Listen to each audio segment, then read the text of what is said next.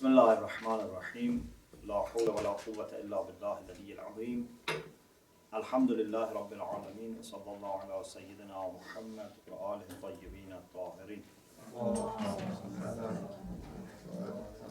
اللهم أخرجني من ظلمات الوهم وأكرمني بنور الفهم اللهم افتح علينا أبواب رحمتك وانشر علينا خزائن علمك برحمتك يا أرحم الراحمين. We continue our discussion about the unit 5, Prophet Muhammad sallallahu alaihi wasallam, Prophet of Mercy. Last week we referred to some verses of the Quran about the moral conduct and moral character of the Prophet. There is a quotation here from one of the Orientalists about Prophet's character. For example, the fact that the Prophet was very tolerant. So if there was misbehavior of people, if he was wrong, he was very tolerant, he was very forgiving. The Prophet was very humble. Each of these needs, discussion, but just we go over them quickly. Very humble, very kind, very patient, very generous. And one of the things which is very interesting is, you find it in other books, the Prophet didn't used to say no to people.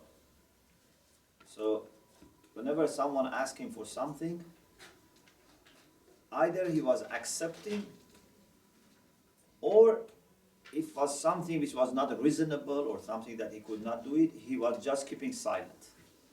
He was not saying no to the request of people. If they invited him, he used to accept invitation easily. Even poorest people invited him and he accepted. If they were asking Prophet to do something for them, he was doing for them.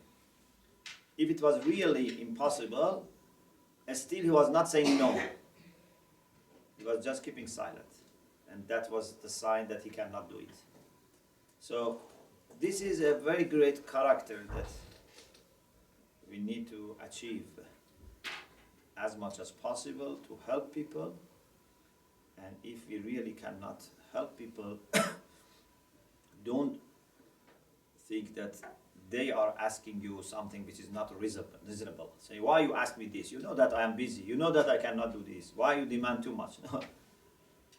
Just express your sorrow that you are not able to help them.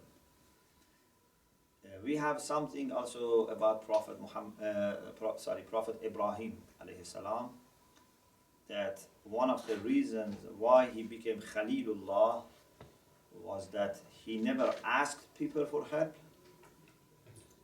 but when people asked him for help, he never said no. He was not asking people for help. He was working hard and putting his trust in Allah subhanahu wa ta'ala. But when people went to him to ask for help, he was not saying, go and ask Allah. He was not saying, go and work. He was helping them. So Rasulullah also was not saying no to people. If Rasulullah was if he met someone who was successful and was happy, someone who had, for example, someone who had been given a child, someone who had been, successful in his business, someone who had been successful in, family issues or whatever, when he saw someone was happy, so Rasulullah used to show his joy and happiness and embrace that person, hug that person. Because sometimes in the times of difficulties, you need people to hug you and show they understand you. And sometimes that was joy also, because you want to share your joy with people. Imagine, if you are very successful, for example, if you have the best result in university, you have become first top student in the university, and you go home and you tell everyone, and they show no reaction, you feel very sad, One of my friends said that when he was, I think, accepted for PhD, because especially those days, it was not easy to get into PhD program, in Iran, with that, concours, to go to competition, So he said he went home. His mother had passed away, so his father lives with his stepmother. So he said, I went with joy home and said, I have become. No one showed any reaction. But if my mom was alive, it was different. So people in the time of their joy also need your understanding, to show them that you are happy, this is great success, So when someone was happy and successful, Rasulullah sallallahu alaihi wasallam was happy and was hugging them. If someone was suffering, for example, had lost a child, Rasulullah was showing sympathy and sincere sympathy, not just, lip service. He was very close to children. He was saying salam to children. Sometimes children asked him to help them or even to play with them. He didn't have any hesitation to help them or play with them. He used to share his meal, even if he had little, share his meal with other people. And he was very, very generous. So this is what one of the Orientalists says, of course, based on sources. Ayatollah Mutahhari also mentions some of the qualities of Prophet sallallahu alaihi wasallam. For example, he was a person who had been known for decades as Amin, trustworthy. Even before Islam, before he became prophet, he was known by everyone as Al-Amin, as As-Sadiq, the honest. And it's interesting that even after he became the prophet and the Quraysh, people of Quraysh, the leaders of Quraysh, of course, they had problem with him. They used to torture some Muslims. They used to confiscate the properties. But still, they didn't doubt trustworthiness of Prophet. So if they had something valuable and they wanted to travel, they used to ask Rasulullah to look after it. So when Rasulullah wanted to migrate to Medina, and that is 13 years after Islam started, so because he was in Mecca for 13 years. Still he had many valuables, many trusts of the people of Mecca. And he asked Imam Ali alayhi salam to give them back before he joins them. Can you imagine? The people who are fighting you and fighting your followers, they say you are mad, you are, magicians, all these things. But in their heart, they have so much of trust in you that still they leave their valuables with you, and they know that you are not taking any excuse to say, because what they have done to me, I don't need to give them back, or I don't need to bother, I just leave them on the street and go to Medina. He could have just left it there. Yeah? So these people want to kill me. Why I should be bothering about their amanat, the trust. But no. Rasulullah asked Amirul Mu'minin salam to give them back the trust and then take Lady Fatima and his mother, his own mother Fatima bint Asad, to Medina. We have in Dua Nudbah, Anta taqdi dayni wa tunjizu idati. You are the one that pays off my debt, and if there is any trust, you give back. Anyway, so he was known to be trustworthy, very much so that they didn't doubt even after they showed enmity to the Prophet. Very kind, softness and strength. This is very beautiful. Some people don't make distinction between these two. They think either you have to be soft or you have to be strong in the sense that if you are strong, you have to be harsh, hard, because they cannot understand that you can be strong and soft. Rasulullah was a very soft person, a gentle person. He was not harsh. As we said last week, Allah says, لو كنت فظا غليظ القلب لانفضوا من حولك. Had you been harsh and hard-hearted, people would have left you. He was very soft, but at the same time he was very strong. In his principles, values, he was very strong. No one was able to force him to do something wrong. No one was able to force him to withdraw from his virtues. But he was very soft. Sometimes I use this example, I say it's like water. You know, we have hadith that mu'min is like water. One of the characteristics of water is that it is very soft. Yeah? Very gentle, very flexible. You can put water in every container and takes the shape of the container. But if you want to fight with water, water fights you back. I don't know, have you been diving in the swimming pool? If you dive and you don't know, how to dive, it can hurt you, it can kill you. It's like a stone. Water. The same water which is so soft, and it is one of the origins of life. جعلنا من الماء كل شيء حي. Everything which is life, which is living, comes from water. If you want to fight it, it fights you back. It doesn't come after you. It remains there, but you will hurt yourself. You may kill yourself. So, Rasulullah sallallahu alaihi wasallam was very soft but strong. If they wanted to move him towards wrong places, wrong positions, he was not accepting. As you know, they said to Abu Talib alayhi salam, we give him money, we give him leadership, we give him beautiful women, just ask him to a little bit compromise, a little bit, be silent, not to say La ilaha illallah. We give him everything. This soft person that was playing with children, that was humble, was not saying no to anyone's request, but when there is something wrong like this, he said, if they put sun in my right hand and moon in my left hand, I'm not going to accept. This was Rasulullah sallallahu alaihi wasallam.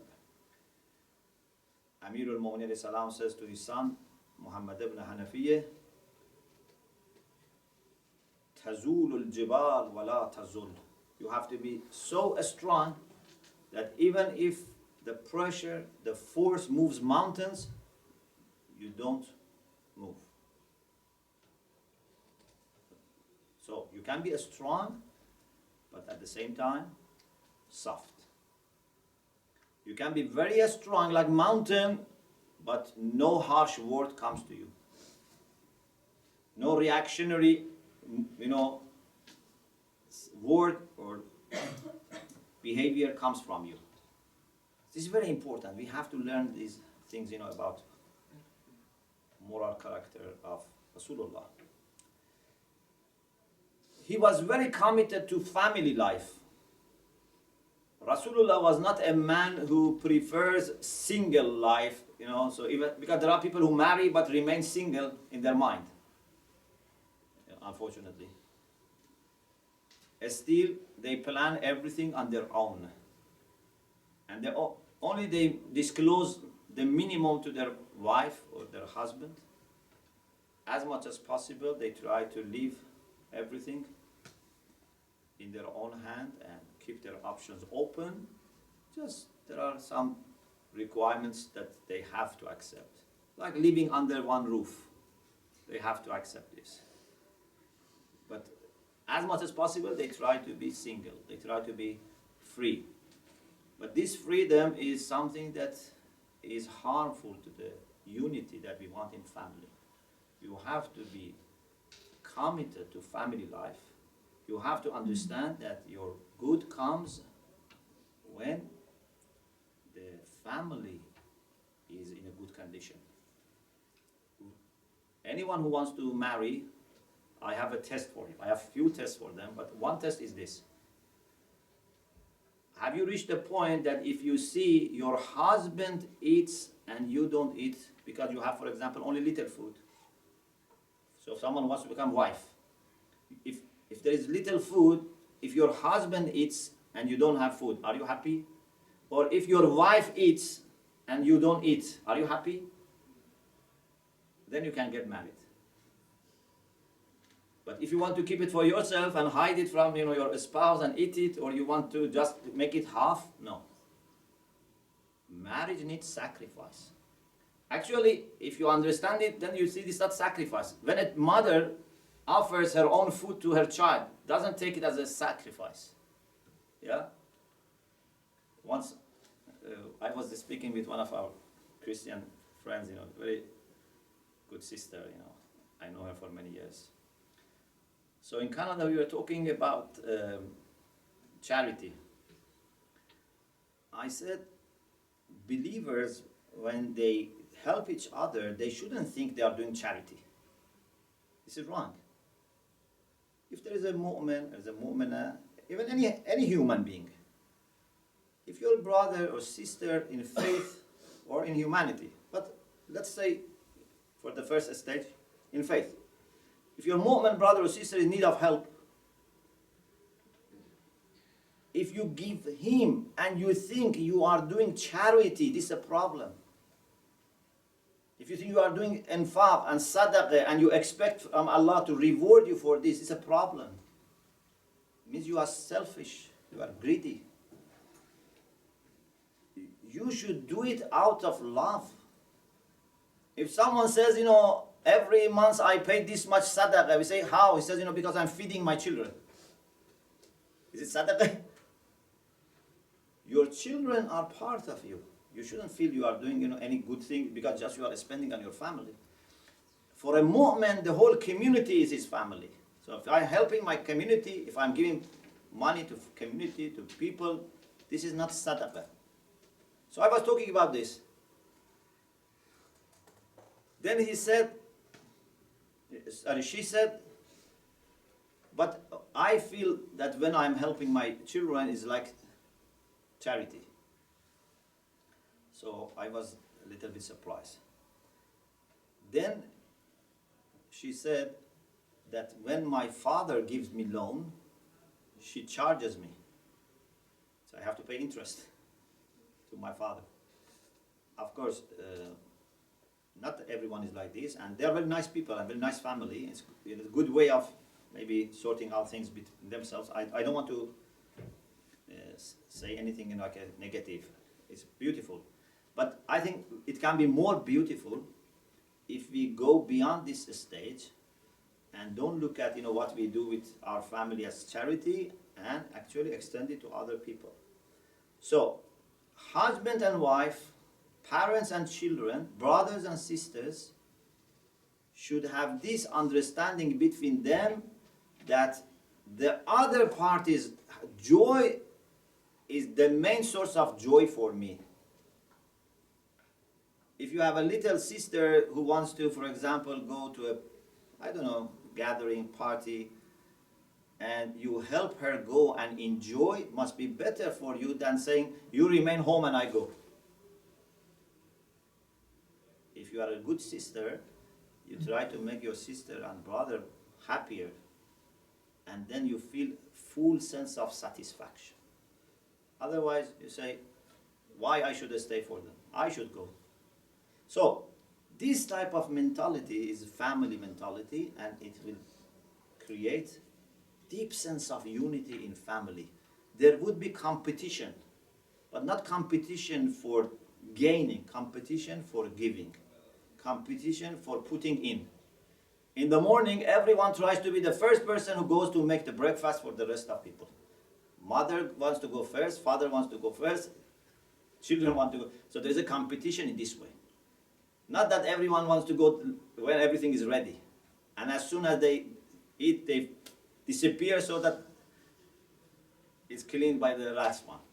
So a good family is a place for competition, for helping other people, and then you will see how much you will enjoy your family life. Okay.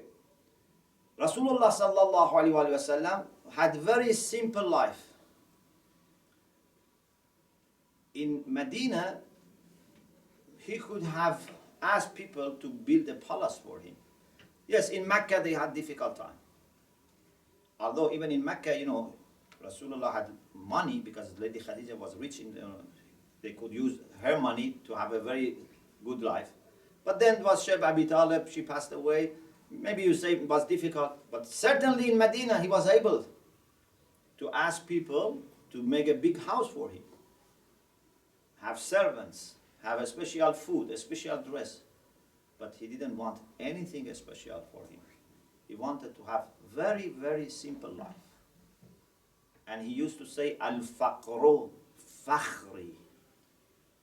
Al-Faqru Fakhri. It's not that I try to be enduring poverty. I try to cope with poverty. No, he said, poverty is my honor. Poverty is my pride. Financial poverty, but also a spiritual poverty in the sense of humbleness.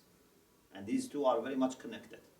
Of course, in Islam, we don't encourage people to be poor in the sense of not being able to generate money. No, you have to generate money. You have to generate income.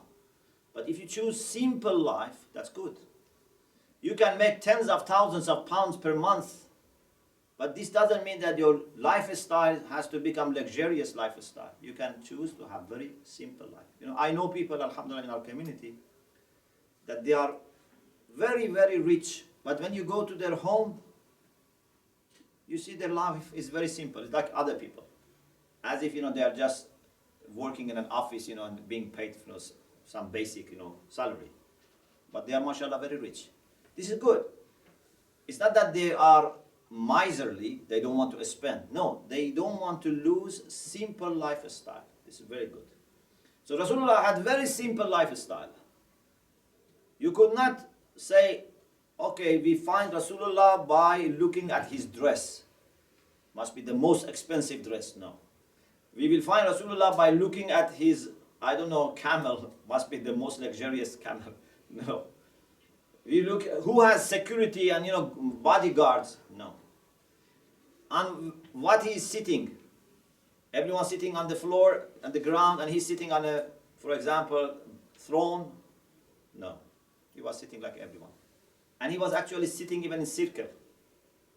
So no one was able to find who is Rasulullah because he was sitting on circle. Very, very simple. He didn't want to be singled out. He wanted to be just like other people. And he was taking this as honor for himself.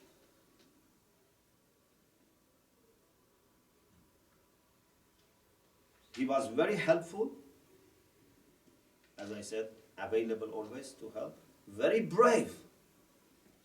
He was very brave. Amirul Mu'mineen says in Nahjul Balagha, كنا إذا احمر البأس اتقينا برسول الله. Whenever the fight was getting very fierce, very strong, fighting was taking place, we used to take shelter from Rasulullah. Amirul Mu'mineen is the bravest man in Ummah, but he says when the fighting was getting very, very difficult, we were going and asking Rasulullah to give us shelter. Can you imagine what was the bravery of Rasulullah? He was not, standing in a very remote place and sending people to battle. He was himself there, making sure that everything is done properly. Soldiers follow Islamic values, Islamic morals. They don't do, just as they wish. He was reminding them of taqwa, of being worried, of harming people, doing bad things. And he himself, whenever was needed, he was available. Of course, Rasulullah was very, very hesitant in fighting. That was just for defense. And for Rasulullah to see one person being injured was injuring his heart. Because he came to guide people. He had love for these people. He didn't want to kill anyone. He didn't want to injure anyone. He didn't want even to curse anyone. In the battle of Uhud, when Hamza, who later was known as Sayyid al-Shuhada, before Imam Hussein was killed, Hamza was known as Sayyid al-Shuhada. So Hamza was killed so brutally, you know the story. Many Muslim soldiers were killed. Islam was defeated. Many people were injured. Even the teeth of Rasulullah were broken. And they had to climb the hill. What did Rasulullah do? Did he curse them? No. He said, Allahumma hdi qawmi fa innahum la ya'lamun. Oh Allah, please guide my people. They don't know. He didn't even keep silent. He could have cursed them. He could have kept silent, but he chose another option, and that was to pray for them and find excuse for them. He says, oh Allah, these people don't know. It's not that they are very vicious. They don't know. And Rasulullah says these people don't know, while they knew Rasulullah a lot, very well. Because they knew they were people from Mecca. They didn't come from another planet. They knew Rasulullah for years. And this is more than 13 years after Islam. But still Rasulullah says they don't know very well. Still there are areas that they need clarification. He prays for them. And as you know, most of the remaining soldiers of Quraysh, almost all of them became Muslims later. If Rasulullah had cursed them, they would have been destroyed. Look at this man. A person who can do shafa'ah, intercede for his enemies. And say, oh Allah, please guide them. So he's doing shafa'ah for them. And brings an excuse for them. This is the moral character of the Prophet. I hope inshallah Allah would enable us to acquire those traits of character and exhibit the prophetic akhlaq. Unfortunately, sometimes Muslims, even in understanding of what is Islamic morality, they have difficulty. They themselves don't understand what should they do with other people, and sometimes they don't practice Islamic akhlaq properly. If we acquire the moral, noble traits of character of Rasulullah, you would see the world would change. We cannot say there are many people who are, for example, there are many people who are not appreciating Islam, or there are people who are, for example, trying to spread mischief or whatever. Don't tell me about the problems in the world. Tell me what you can do. There are 1.5 billion Muslims. Okay, so almost out of every 4 people, 1 person is Muslim. And of course, alhamdulillah, we have Christians, we have other believers in religions and God. But even if just Muslims were showing good akhlaq, so this means that we can bring 25% of the world to a moral platform. And I am sure Christians also would do this. And the whole world become a good place. If in your, for example, office, if you work with 4 people and one of them has very, very good akhlaq and is like Rasulullah's akhlaq, of course, in his own scale, the whole office will change. Yeah? Even if there are 20 people and one of them is very, very good in his akhlaq, the whole office will change. If we Muslims show the akhlaq of Prophet, the whole world would change, inshallah. And I hope, inshallah, that will happen, inshallah. وآخر دعوانا الحمد لله رب العالمين.